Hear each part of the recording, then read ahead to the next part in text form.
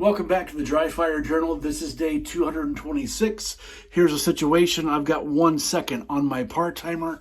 I've got a barrel blocked P30L, and I have a inert double weighted training mag that gives me twice the resistance in terms of magazine weight, which I find helpful to practice with.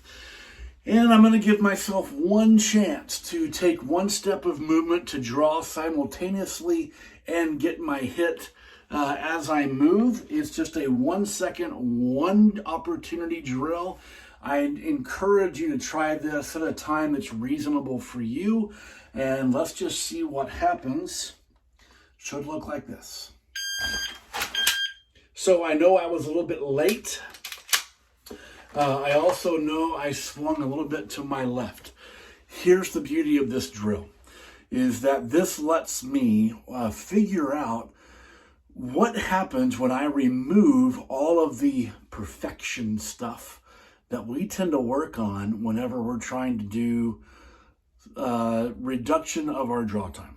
Whether your goal is 2 seconds or 1.5 or 1 1/4 or 1 second, or you're trying to get below that or well below that from concealment, I think often we can get so wrapped up in the exact perfect way to do this that we divorce our thinking from actual defensive use.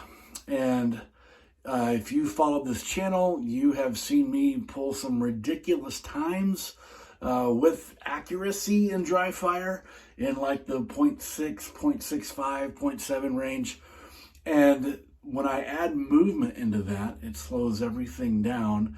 And so something to consider is, if all we practice is having to stand a certain way, to draw a certain way, so that our gun presents a certain way into our eye, then we can wind up walking down a path that we probably don't want to walk down.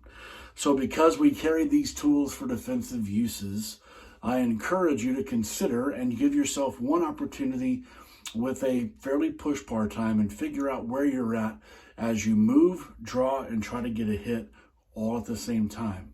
May the odds ever be in your favor, and I'll see you tomorrow.